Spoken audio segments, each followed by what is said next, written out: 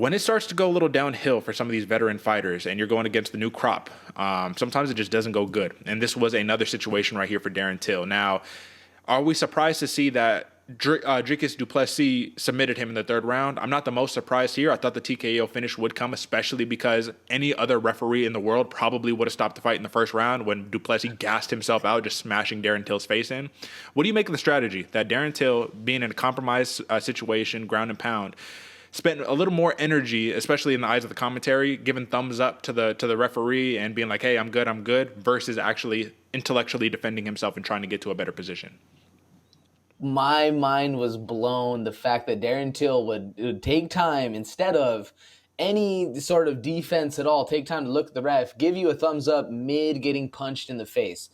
It blew my mind for the fact that this dude, instead of just blocking, intelligent, defending himself, rolling, getting chest to chest, doing any sort of thing, even hitting an Imanari roll, doing anything to get out and better your position, this dude decides to smile and give the ref a thumb up as he's eating a punch to the mouth.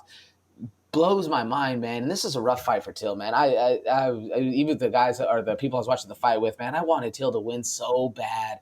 And you just saw him go throughout, just start crumbling and off to a rough start too, man. Any other judge in the world would have declared this, stopped that fight after the dude ate like 37, 40 punches to the face, undefended, unchecked, anything at all, just giving the thumbs up as your only saving grace. And then just start to really look good. And to Till's credit, his chin held up. And he was looking good until he really wasn't. You start to see those old tendencies really start to falter. I think it was a bad move, giving the thumbs up mid-punch. Derek, what about you, man? Yeah, it was rough, man, because at one point in the first round, it came to a strike count of 60-0 in favor of Dricus Du Plessis. And, yeah, man, it was just the game plan. You have to get better with the grappling. This is another question that I have was, what's up with your boy Hamzat, man? You know, are you guys putting in those rounds in camp? I don't know, man. It's tough because the other point is that it does make sense. Du Plessis, he's just a larger man. Like, he's a big middleweight, and Darren Till is a welterweight that moved up to middleweight, right? This is what it comes down to for me, man. Darren Till, he showed great grit and able to come back when Du Plessis gassed himself out. He was tired, but this is the same story. Low volume for Darren Till, and it's kind of the same. Everything is a setup for the left cross. And at a certain point, you do have to start mixing it up.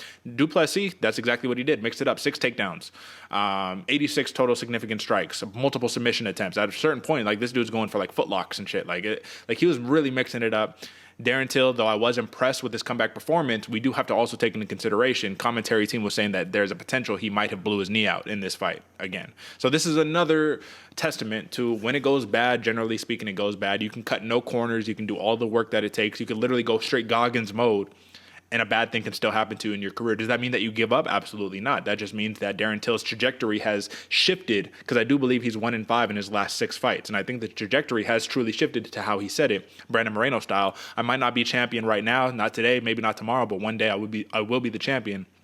I think Darren Till, he's still got shelf life, man. I'm a big fan of this guy, but Dricus Du Plessis, too big, too strong, not necessarily too fast, but a little too well-rounded, and he got the job done. So let's flip it on its head. For Dricus, I mean, you got to be really excited for this guy, man. This is the biggest win of his career, gets you into the top 10 of the middleweight division. Is this guy, does he have the tools that it takes right now to really make a mark in the top 5 of the middleweight division currently?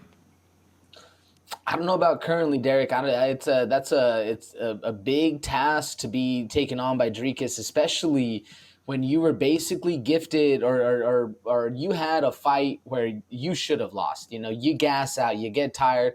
He was giving Till all the info and all the weapons to win this fight.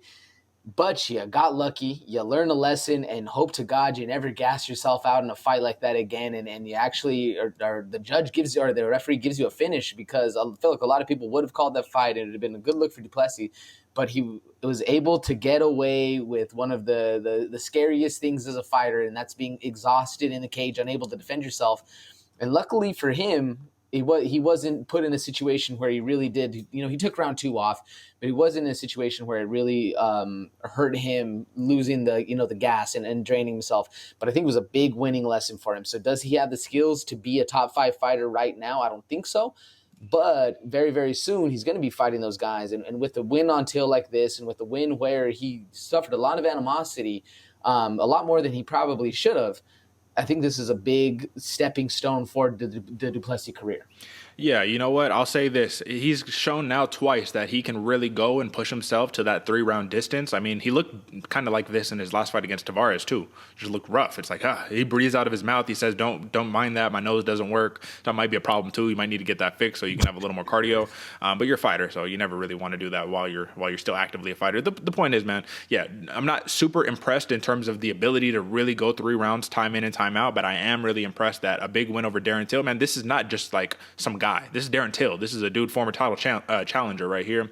Big win by Dricus Du Plessis, and I look forward to seeing more of him in the future.